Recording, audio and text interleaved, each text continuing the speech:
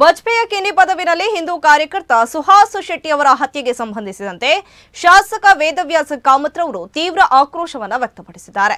ಮತೀಯವಾದಿಗಳು 1 ತಿಂಗಳ ಹಿಂದೆಯೇ ಕೊಲ್ಲುತ್ತೇವೆಂದು ಹಾಗೂ ಹತ್ಯೆಯ ನಂತರ ಫಿನಿಶ್ ಎಂದು ಸಾಮಾಜಿಕ ಜಾಲತಾಣದಲ್ಲಿ ಬರೆದುಕೊಂಡಿರುವುದು ಪೊಲೀಸ್ ಇಲಾಖೆಯ ವೈಫಲ್ಯ ಮತ್ತು ರಾಜ್ಯದಲ್ಲಿ ಕಾನೂನು ಸುವ್ಯವಸ್ಥೆ ಹೇಗಿದೆ ಎಂಬುದಕ್ಕೆ ಸಾಕ್ಷಿಯಾಗಿದ್ದು, ಮತಾಂಧರ ಈ ಧೈರ್ಯಕ್ಕೆ ಕಾಂಗ್ರೆಸ್ ಸರ್ಕಾರದ ಪರೋಕ್ಷ ಸಹಕಾರವೇ ಕಾರಣವೆಂದಿದ್ದಾರೆ. ಹಿಂದೂ ಸಮಾಜ ಕಾರ್ಯಕರ್ತನೊಬ್ಬನನ್ನ ಕಳೆದುಕೊಂಡಿರುವ ಈ ಸಂದರ್ಭದಲ್ಲಿ ರಾಜ್ಯದ ಗೃಹ ಮಂತ್ರಿಗಳು ಹಾಗೂ ಜಿಲ್ಲಾ ಉಸ್ತುವಾರಿ ಸಚಿವರು ತಮ್ಮ ಓಲೈಕೆ ರಾಜಕಾರಣದ ಮುಂದುವರಿದ ಭಾಗವಾಗಿ ಸ್ಥಳೀಯ ಜನಪ್ರತಿನಿಧಿಗಳು ಹಾಗೂ ಹಿಂದೂ ನಾಯಕರನ್ನ ಕಡೆಗಣಿಸಿ ಕೇವಲ ಮುಸ್ಲಿಂ ಮುಖಂಡರ ಸಭೆ ನಡೆಸಿದ್ದಾರೆ. ಇವರು ಕೇವಲ ಮುಸ್ಲಿಂ ಸಮುದಾಯಕ್ಕೆ ಮಾತ್ರವಲ್ಲ, ಇಡೀ ರಾಜ್ಯಕ್ಕೆ ಸಚಿವರು ಎಂಬುದನ್ನು ನೆನಪಿಟ್ಟುಕೊಳ್ಳಬೇಕು. ಇಂತಹ ಹಿಂದೂ ವಿರೋಧಿ ಸರ್ಕಾರದಿಂದ ಸುಹಾಸ್ ಶೆಟ್ಟಿ ಸಾವಿಗೆ ನ್ಯಾಯ ಸಾಧ್ಯವಿಲ್ಲ.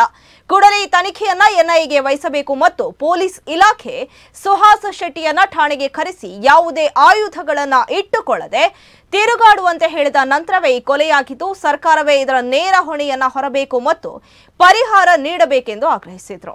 ಇವತ್ತು ಹಿಂದೂ ಕಾರ್ಯಕರ್ತ ಸುಹಾಸ್ ಶೆಟ್ಟಿಯ ಬರ್ಬರವಾದಂತಹ ಹತ್ಯೆ ಇಡೀ ಜಿಲ್ಲೆಯಲ್ಲಿ 1 ದಿವಸಗಳ ಕಾಲ ಬಂದ್ ಮಾಡುವ ಮುಖಾಂತರ ಹಿಂದೂ ಸಮಾಜ ಮತ್ತು ಇಡೀ ಜಿಲ್ಲೆಯ ಜನ ಈ ಹತ್ಯೆಯನ್ನು ಖಂಡಿಸಿರ್ತಾರೆ. ಸುಹಾಸ್ ಶೆಟ್ಟಿ ಫಿನಿಶ್ ಅಂತ ಹೇಳುವಂಥ ರೀತಿಯ ಮಾಹಿತಿಯನ್ನು ಕೂಡ ಆ ಒಂದು ವರ್ಗ ಸಾಮಾಜಿಕ ಜಾಲತಾಣದಲ್ಲಿ ಸೋಷಿಯಲ್ ಮೀಡಿಯಾದಲ್ಲಿ ಸ್ಟೇಟಸ್ ಮುಖಾಂತರ ಹಾಕ್ಕೊಂಡಿದೆ. ಇನ್ನೊಂದು ಹಿಂದೂ ಕಾರ್ಯಕರ್ತರನ್ನು ಫಿನಿಶ್ ಮಾಡ್ತೇವೆ, ಕೊಲ್ತೇವೆ, ಮರ್ಡರ್ ಮಾಡ್ತೇವೆ ಅಂತ ಹೇಳುವಂಥ ಒಂದು ಇಂಡೈರೆಕ್ಟ್ ಮಾಹಿತಿಯನ್ನು ಕೂಡ ಇವತ್ತು ಕೊಡ್ತಾ ಇದೆ.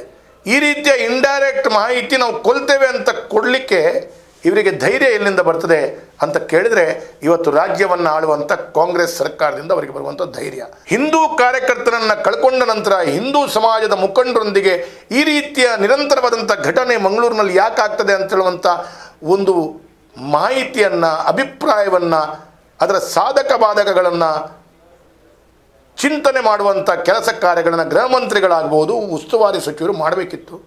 ಸರ್ಕಾರ ನಡೆಸುವಂಥ ರೀತಿಯ ನೇರವಾಗಿ ಬಂದರೂ ಯಾವ ರೀತಿಯಲ್ಲಿ ಒಂದು ವಿಶೇಷವಾಗಿ ಈ ಆಗದಂಥ ಘಟನೆಯ ಏನೋ ಒಂದು ಕಡೆ ಒಂದು ಷಡ್ಯಂತ್ರದ ರೀತಿಯಲ್ಲಿ ಸಭೆಗಳನ್ನು ಮಾಡಿಕೊಂಡು ಹೋದಂತಾಗಿದೆ. ಸ್ಪೀಕರ್ ಅವರು ಹೇಳ್ತಾರೆ ಅದರಲ್ಲಿ ಈ ಫಾಜಿಲ್ ಅವರ ಕುಟುಂಬದವರು ಯಾರೂ ಭಾಗಿಯಾಗಿಲ್ಲ ಅಂಥೇಳಿ.